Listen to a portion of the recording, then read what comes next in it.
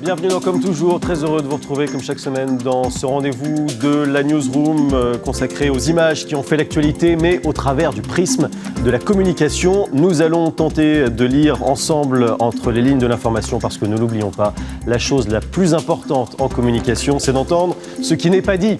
Une émission un peu particulière cette semaine puisqu'elle sera consacrée aux attentats de Bruxelles avec au sommaire l'humour belge. Vous verrez que malgré ce qui s'est passé, même dans ces circonstances, eh bien, l'humour était bel et bien au rendez-vous. Les Belges ont su, comme ils le font depuis toujours d'ailleurs, trouver le ton juste pour sourire malgré l'immense douleur nationale. Également au programme la faute de com avec des personnalités politiques qui ont fait de la récupération essentiellement sur Twitter. La palme est revenue à Bruno Le Roux qui n'a pas convaincu grand monde, vous allez l'entendre avec ses explications a posteriori.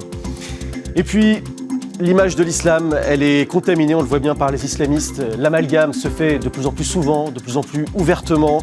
Comment contrer ce phénomène, surtout évidemment face à la propagande de l'État islamique ? Et nos invités ce soir, le producteur entre mille activités, Xavier Couture. Bonsoir Xavier. Bonsoir. Anne-Claire Ruel est également avec nous, professeure de communication politique. Bonsoir Anne-Claire. Bonsoir. Et Nicolas Boudot du cabinet Tilder qu'on retrouve. Rebonsoir Nicolas. Merci d'être là. On va commencer par un dessin signé Philippe Geluck, qui est belge évidemment, bruxellois. Vous connaissez son héros, le chat. Eh bien on le voit sur ce dessin en train de faire des embrassades, des hugs, d'étreindre d'autres chats. Ils sont tous parés des couleurs de la Belgique. Pour une fois, le chat n'a pas envie de rire. Pourtant, les Belges, eh bien, on le sait, ils sont connus aussi pour leur sens de l'humour. Rassurez-vous, comme l'a dit sur France Inter Charline Vonhonecker, eh bien, ça n'est pas prêt de changer. Le terroriste peut être poli. Il a eu la décence d'attendre que nous ayons un gouvernement. Il a réussi aussi l'union des Wallons et des Flamands. Et puis un attentat dans le quartier du Parlement européen. Moi, on est sûr que Rachida Dati n'a rien. Par ailleurs, le terroriste a eu la décence de ne pas se faire exploser dans le quartier des Français de Bruxelles, sans quoi nous étions tous bons pour écrire sur Facebook « Je suis exilé fiscal ». Ne nous en veuillez pas de vouloir continuer à sourire et rire. Plus les types en face ont les idées courtes, plus la liste des vannes est longue. Nous, les Belges, on aime l'absurde. Alors même si parfois nos blagues n'ont pas de chute, on continuera à en faire en attendant la leur. Résultat, aujourd'hui, je suis en terrasse à Paris ou Ankara. J'écoute du rock à Bruxelles ou à Ouaga. Je suis Charlie à Madrid ou N'Djamena. Et d'ailleurs, depuis hier, je suis à l'aéroport. Bref, je suis devenue trop de choses à la fois. Alors si je devais choisir une identité, je choisirais celle-là. Putain, c'est vachement bien. Nous sommes quand même tous des Européens. Et France Inter et la RTBF vont d'ailleurs proposer demain 2 heures d'antenne commune de 16h à 18h. Ça s'appellera L'Union fait la farce, 2 heures d'humour. C'est quoi, Anne-Claire Ruel, le ton juste après un drame pareil sur l'humour ? Alors, je ne saurais pas dire quel est le ton juste, ça c'est sûr. Compliqué, hein. C'est compliqué. En revanche, qu'on peut tenter de définir, c'est le terrorisme. Et le terrorisme, c'est un trou dans la pensée. Ouais. C'est un trou dans la pensée. Donc, comment le combler ? Et qu'est-ce qui est cathartique ? Évidemment, c'est l'humour. Et l'humour, c'est le fondement humain aussi. C'est ce qui nous allie tous, en fait. C'est ce qui nous humanise. Donc, je pense que c'est Bergson qui disait que rire est le propre de l'homme, en fait. Donc, c'est ce qui nous caractérise tous. On n'en connaît pas beaucoup de dictateurs qui soient des francs rigolards. Donc, je pense que voilà, l'humour, c'est un moyen de se rassembler et de pallier nos blessures. Humour en plus, Xavier Couture, dont on vient d'entendre Charline Vonhonecker. Elle dit humour absurde, peut-être pour contrer une violence qui est tout aussi absurde. Oui, d'ailleurs, son humour n'est pas absurde. Moi, son humour est génial. Charline, elle fait partie de ces chroniqueurs, de ces humoristes qui poussent le trait jusqu'au génie. Il y avait dans ses chroniques depuis les attentats des choses qui étaient absolument prodigieuses. Ouais. Je crois que pour citer Bergson, puisqu'on parle de Bergson, qui a été un grand philosophe du rire, il a dit aussi le rire, c'est du mécanique plaqué sur du vivant. Oui. Et donc, je pense que cette idée que nous sommes face à une logique absurde et désordonnée, on peut y répondre si on marie intelligemment cette mécanique projetée, atroce, avec notre vivant. C'est ce que fait Charline, mais ce que font d'autres humoristes. Il y a un humoriste belge qui est une sorte de petit Norman version belge qui est sur Internet, Guillaume. Et Guillaume a fait un truc absolument formidable. Et effectivement, c'est un sketch où il dit à sa mère, si, j'irai à l'école. Sa mère lui dit, ne va pas à l'école, c'est trop dangereux, etc. Il dit, si, je vais y aller. Je ne vais pas gâcher ma vie parce qu'ils ont raté la leur. On va pas arrêter de vivre parce qu'ils ont gâché la leur. Je crois que nous sommes face à quelque chose qui est beaucoup plus grave qu'on ne le dit, l'humour a besoin de s'exprimer parce que l'humour, il véhicule non seulement un antidote contre la chose, mais il véhicule aussi notre système de pensée, un système de référence qui va au-delà. Parce que c'est trop facile de dire, dans le fond, ces gens-là sont, et on pourra peut-être en parler tout à l'heure à propos de l'islam, ces gens-là sont des exceptions. Non, ils ne sont pas des exceptions. Aujourd'hui, face à un vide idéologique que nous portons, et on peut parler des politiques, on peut parler effectivement de ce qu'est la portée symbolique de l'islam, il y a un vide idéologique depuis quand même quelques dizaines d'années. L'Europe n'est pas capable de trouver une voie pour exprimer quelque chose de commun. Et c'est vrai que l'islam est, de ce point de vue-là, un fait religieux qui embarque pas que des ignares. Moi, je renvoie au livre de Birnbaum et au livre de Claude Guibal. L'islamisme, non mais c'est l'islam. On parle d'islamisme, qui est un terme très récent. L'islamisme est un terme très récent. Le salafisme, à l'époque où l'Égypte commence à se radicaliser, où les femmes sont des agents de radicalisation en Égypte, ce salafisme, on ne parlait pas d'islamisme.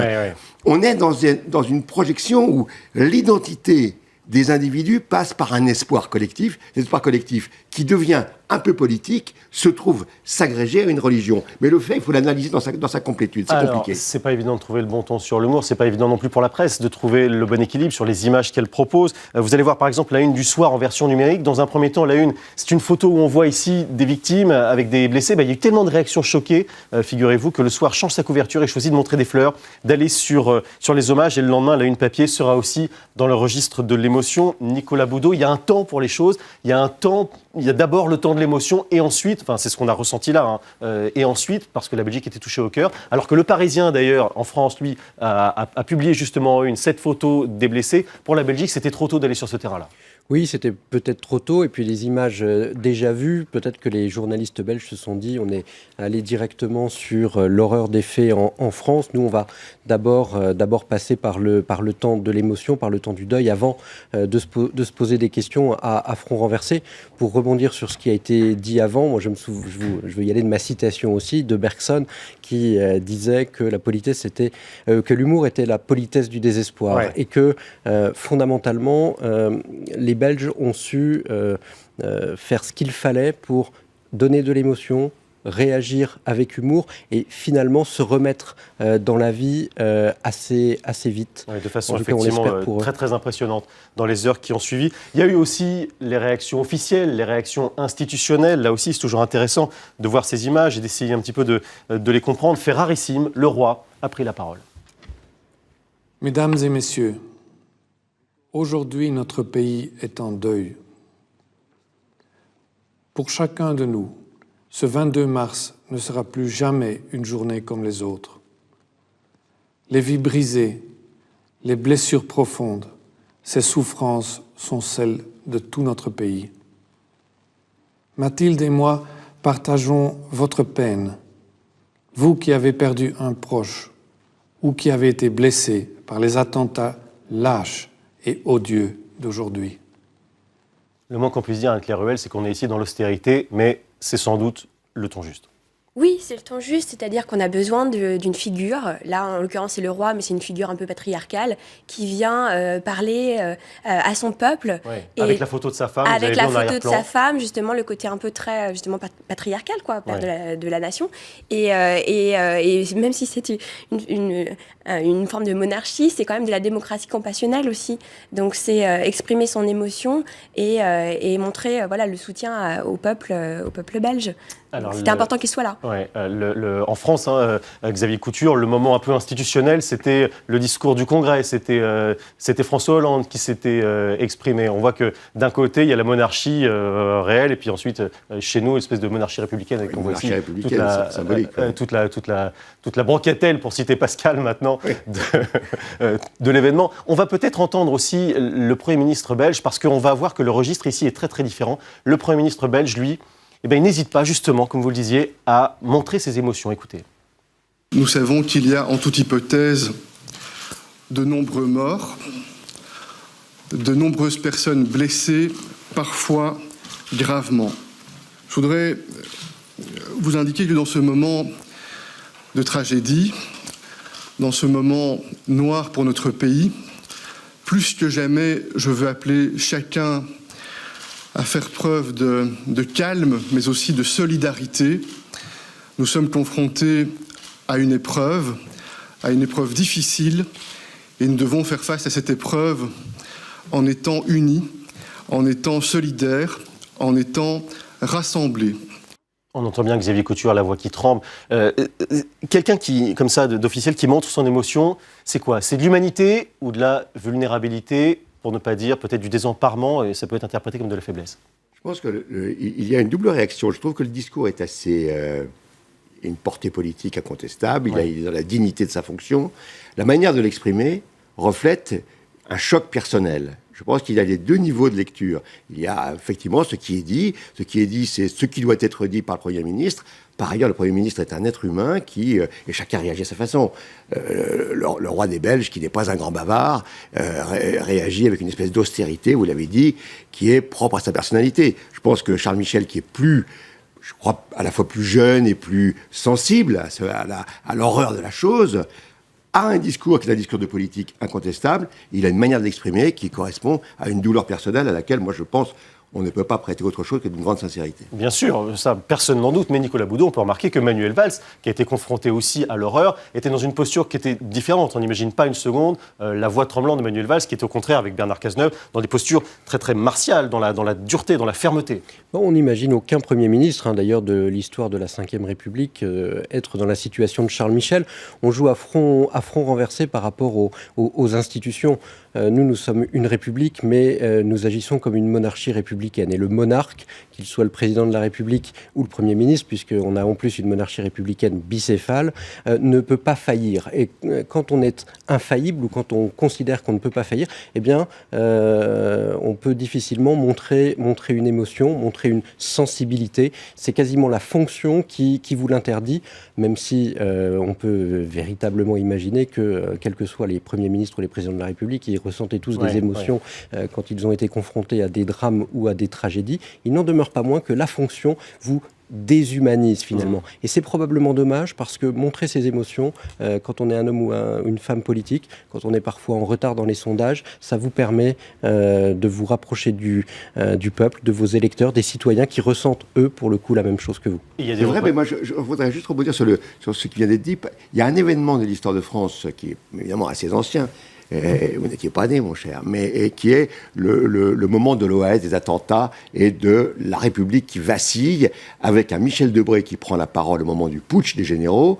Rappelez-vous de ce discours, il est à l'époque en charge, et il a une voix tremblante, on le sent totalement désemparé, et on le sent sous la menace de ce putsch, avec, je dirais, une relative perte de contrôle. Alors, effectivement, je crois que ça varie beaucoup selon les personnalités. Moi, je me souviens de Georges Pompidou, qui n'a jamais été confronté à des choses aussi dramatiques, qui était quand même beaucoup plus empreint d'humanité et de sensibilité que ne peut l'être un Manuel Valls, sans que pour autant je porte de jugement ni sur l'un ni sur l'autre. Oui, et d'ailleurs sur l'OAS, il y avait aussi le Française, aidez-moi de Gaulle. Allez, on va revenir au XXIe siècle. Il y a des représentants politiques qui ont cédé non pas à l'émotion, mais à la récupération.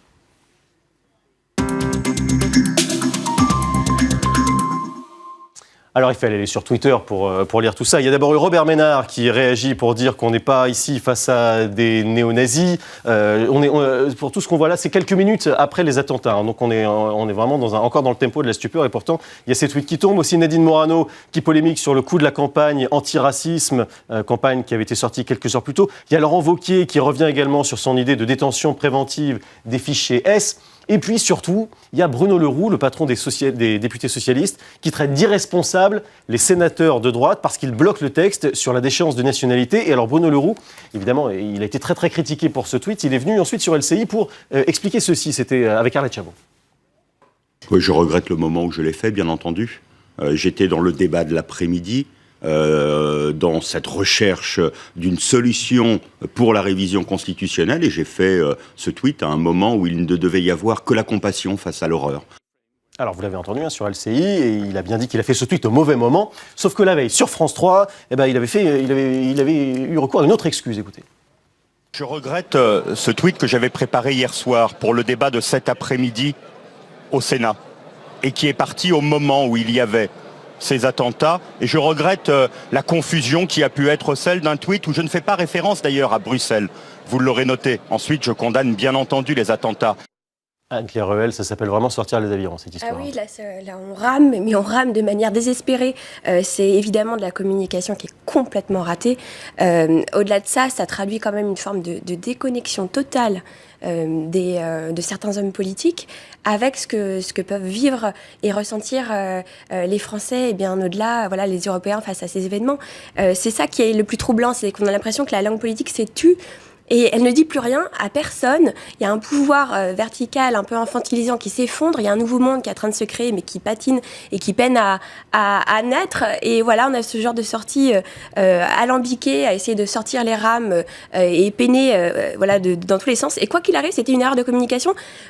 Parce que même si son tweet était programmé, vous savez, on peut programmer les tweets sur Twitter, justement, avec des logiciels. Ah non, je ne savais pas. Et voilà, et donc ils sortent, même quand on n'est pas là, en fait, le tweet sort au bon moment, au bon timing. Et voilà, c'est ça qu'il est en train de dire, en fait, à l'écran. Mais même si c'était ça, c'est une erreur de son staff. À ce moment-là, on suit l'actu et on élimine le tweet. Enfin, il faut surveiller un minimum, quoi. Xavier Couture, vous qui êtes très actif sur Twitter. Non, mais je crois que ça renvoie à ce que je disais tout à l'heure. Je pense que, et ça vient d'être dit, on ne peut communiquer que si on a une colonne vertébrale forte sur un événement de une tragédie aussi importante et qui répond à une autre logique. Il faut que soi-même on soit gouverné par une vraie logique. Je pense que nos démocraties sont en train de prendre conscience que face à cette montée de l'islam, encore une fois, pour l'islamistes, la démocratie c'est l'ennemi. Pourquoi ? Parce que les forces de l'opinion, les forces terrestres, prime sur les forces divines. Ouais. C'est absolument diabolique. Il faut que la démocratie disparaisse. Il y a une raison idéologique profonde à ça. Dunya, qui est la terre, n'a pas à prendre le pas sur Din, qui est le ciel et la magie divine. Il est évident que nous sommes, nous, avec des comptables de la politique qui sont paumés et qui se disent que dans le fond, s'ils font un tweet, ça va leur permettre de communiquer autour de quoi ? Rien. Ce qui manque, c'est effectivement un corpus idéologique commun, à la fois dans un pays comme le nôtre, a fortiori sur une zone européenne qui est aujourd'hui très menacée, et on voit bien ils sortent les pagaies, mais avant même qu'ils soient obligés de les sortir, parce que là, il les sort parce qu'il a fait une boulette, mais avant même de les sortir parce qu'il a fait une boulette, ils sortent déjà les pagaies pour trouver quelque chose à dire. C'est ça qui, moi, me frappe. Même si Nicolas Boudot, après tout, on peut faire des propositions, par exemple Laurent Wauquiez, sa proposition, on en pense ce qu'on veut, mais bon, elle est où la limite de la récupération par rapport à la vraie proposition ? La limite, c'est la décence. Tout simplement. Donc c'est attendre avant de parler ou avant de tweeter, prendre son temps et prendre la mesure des événements. Et en fait, tous, autant qu'ils sont, tous les tweets que vous avez cités ou les prises de parole, elles manquent de temps, elles manquent de recul et on sent bien que l'ensemble des personnalités politiques qui l'ont fait sont mues par une seule chose, essayer d'exister dans le débat politique par tout moyen, tout le temps, toujours, quelles que soient les circonstances, ce qui, comme l'a dit Anne-Claire à l'instant, nous déconnecte complètement ou déconnecte les citoyens du monde politique encore plus qu'ils ne l'étaient auparavant. C'est à cause de petits événements comme cela, de petites actions comme cela, de petites prises de parole plus que maladroites que le monde politique se déconnecte des citoyens qui, un jour ou l'autre, vont finir par voter. Et je peux vous dire que ça a provoqué une énorme colère de la part des militants, notamment socialistes. Mais il s'est fait rabrouer d'ailleurs par même un autre député socialiste sur Twitter. Sur d'autres députés, évidemment. Et même la base a été vraiment sort de ses gonds parce que c'est intolérable. D'un mot, Xavier. Oui, d'un mot. Ils sont rattrapés, ces hommes politiques, par le fait qu'ils essaient d'utiliser ces médias dits horizontaux pour se rapprocher du citoyen. Et ils s'en servent tellement mal qu'ils s'en éloignent encore plus. C'est-à-dire que c'est la contre-performance d'une utilisation aberrante d'un outil, effectivement, dont vous avez rappelé que moi, je m'en sers à titre personnel, mais quand on veut en faire un outil de communication politique, alors là, il faut être un peu plus malin que d'essayer de le faire de manière aussi grossière. C'est une logique conversationnelle et il continue à faire une vitrine, juste à balancer des informations. L'image de l'islam, maintenant.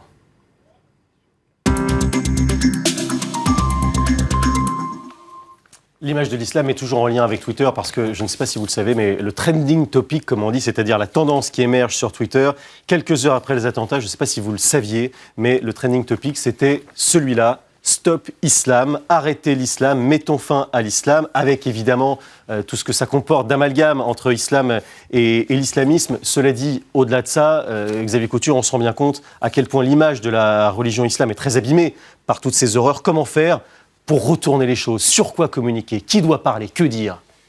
Moi, je l'ai dit tout à l'heure, je pense que l'islam aujourd'hui est pour une partie de la population, et singulièrement la partie la plus jeune. Et encore une fois, il n'y a pas que des barbares incultes qui rejoignent les rangs de cet islamisme. Il y a aussi des jeunes diplômés, on l'a vu. À Bruxelles, il y avait un diplômé en électronique. Bien, je pense que si nous ne sommes pas capables, bien sûr, il faut répondre par quelque chose de tout à fait factuel, qui est la capacité, d'une part, à ne pas stigmatiser, comme l'ont dit l'ensemble des musulmans de France, de Belgique ou d'Europe, et d'autre part, d'essayer de les intégrer dans un monde qui est en évolution constante.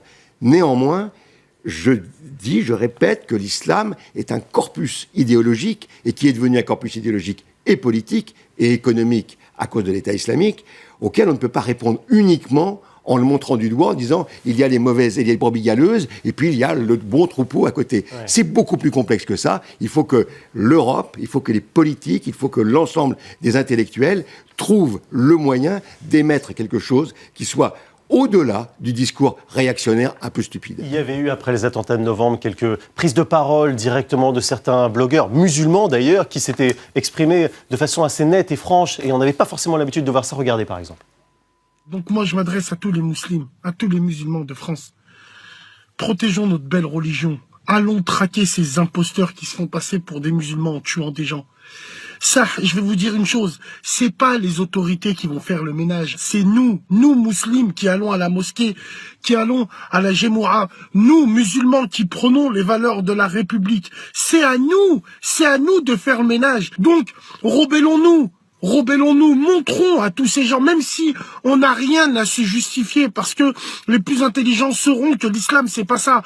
Mais c'est à nous de ne pas rester muets, sourds et aveugles. Rentrons dans l'art. La solution, elle viendra de nous, musulmans de France. Message très fort, Anne-Claire Ruel, mais on a l'impression qu'on n'entend pas finalement tant que ça. Est-ce que c'est parce qu'on entend mal ? C'est parce que peut-être les médias doivent aussi plus porter ce discours. Pour l'instant, c'est vrai que comme on stigmatise énormément justement les communautés, le bon, le mal, une version très manichéenne et comme on le disait, un espèce de trou dans la pensée avec un vide idéologique et rien pour construire le discours derrière, ben voilà, ça donne ce discours-là qui devrait être le discours majoritaire. Ouais. Et moi, je suis professeure à l'université de Cergy, ouais. Mais j'enseigne dans l'antenne de Sarcelles, ouais. Donc il y a aussi des très fortes communautés et ce discours-là, il est majoritaire. Ouais. Enfin, il faut l'entendre, quoi. Nicolas Boudot. En fait, c'est une religion qui n'a pas de clergé, la religion musulmane, ce qui explique le fait que peut-être on n'entend pas de représentants de ce culte. Un clergé éclaté, quoi. Oui, enfin, un clergé qui est un archipel, en fait. En tout cas chez les sunnites. Et en tout cas chez les sunnites qui sont majoritaires. Et donc, c'est extrêmement compliqué d'avoir une parole qui porte et qui compte. Et c'est bien toute la difficulté de l'islam de France de pouvoir avoir des représentants qui sont suffisamment représentatifs pour l'ensemble de la communauté quand il s'exprime. C'est ce qui explique cette différenciation, cette incompréhension entre islam et islamisme. Si il y a des barbares incultes, il y a aussi des barbares cultivés, mais pour les Français, il est nécessaire d'avoir un certain niveau de connaissance de la religion musulmane pour réussir à faire la différence, et ils ne sont pas aidés parce que il n'y a pas de clergé et de personnes en capacité d'expliquer précisément la différence entre la religion et son côté fou, dangereux et terrifiant. Merci beaucoup, voilà, merci Nicolas, merci Anne-Claire. Merci beaucoup Xavier, on va se quitter avec certaines justement des images les plus fortes, les plus émouvantes de ces derniers jours à Bruxelles. À très vite.